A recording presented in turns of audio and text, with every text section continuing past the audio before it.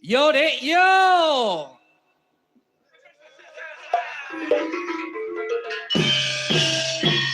Dalang Endi, sanggar seni pringgon tani.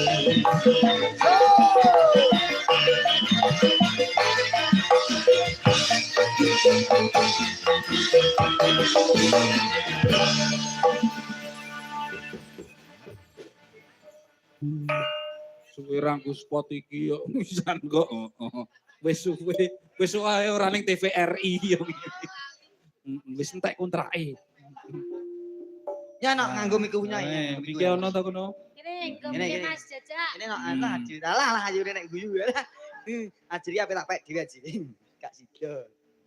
Piye to? Cah saiki ayu-ayu kok. Mbak Yu ke kurang apa? Menik cantik, lecir kuning kaya ngono kok isih ngilirik wanita. Ngece kowe. Piye to? Bojoku yo barakne yo dure padha kowe. Bareng-bareng anak pindho awake bedah, ora gelem sesar malah bojo rono anake bobot 4 kilo. Lah bareng mlaku ngene saiki. Wis bayangno jajal. Gedene semene bareng anak mlaku ngene saiki. Dasare bojone Mas Garing bareng lahir kene ya Mas ya. Alhamdulillah pun sesasi pas tanggal 8 iki. Wingi pasukan mriki jenengan putrane rasis tunggal. Nggih. Nduk Batari. Nggih to sakniki mijil napa Mas? Kakung. Jenenge sapa Mas? Batara. Oh, wong nek Jawa ngene iki. Anak kula tak jenenge Batara, sing wedok Batari. Upama sing lanang Utama, sing wedok Utami. Nek Prayoga, Prayogi, nek Rempelo. Oh Mas. Kusik piye mau balen sing paham Purwakanthi lho Mas. Bathara, Batari. Widodoro. Widodari. Dewi. Prayoga. Prayogi. Rempelo. Sapa mang sampluk sisan? Nek rempelo ki yo enek ati, dintil, usus, ngono kae lho gathuke iki. Jeruan ya. Jeruan. Nek wedok jenenge Nolo. Nolo yo. Lah pancen hebat. Iya. Wah, anake jenenge Bathara karo Batari. pancen bapake jenenge yo Batang kaya sok. Kok ojo batrang lho. Gareng. Aku balik lho. Ojo balik. Nesu aku. Ojo nesu. Cium sik ben meneng. Cium. Iso cium lho. Wilujeng dalu, Nak. Heeh, Mbak Naila didangu Mbak Eka. Wilujeng dalu. Mbak Eka, Mas Jajak. Halo Mbak Naila. Nggih. Sak menika pidalem wonten pundi? Grobogan. Grobogan. Asli berarti. Asli Asli pun niki. grobogan. Ori tayo begini Mbak Eka. Ori tayo pesinggan sinten mawon ingkang misuwur mijil saking grobogan. Nggih.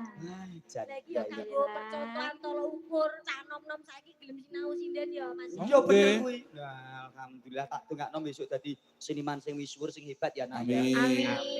Sebagune dadi apa wae kuncine mung siji no. Napa niki? Janji gelem dadi wong apik insyaallah iso ditampa masyarakat. Nggih. Kowe nyoto mbuh dadi pegawe, mbuh dadi pimpinan, mbuh dadi pengusaha ini nek tumindakmu ora apik, masyarakat ora iso nampa. Ning senadyan to mung seniman nek tumindakmu apik insyaallah ditampa masyarakat dadi sandang pangan. Amin. Amin.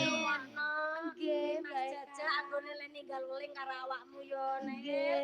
Muga dadi lan dalanmu. Sukses sesuk.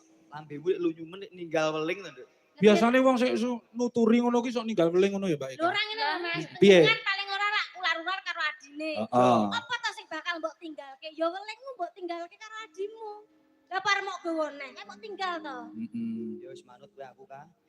Manut kowe. Mosok bar mok wene mok gowo, lah mbok tinggal. Ya sok-sok tak gowo ra kirang rong dino, engko tak balik rong meneh.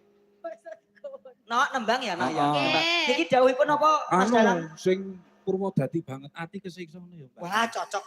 Atik sekso. Tragedi milih lunga. Weh, Edian kok ya paham kuwi barang iki. Paham padake. Kene Menika iki yoga napa? ses kok ya padake. Fans Giantini loh. Weh. Kene iki Giantini lovers kok padake. Edian. Kayak moro tuaku kae.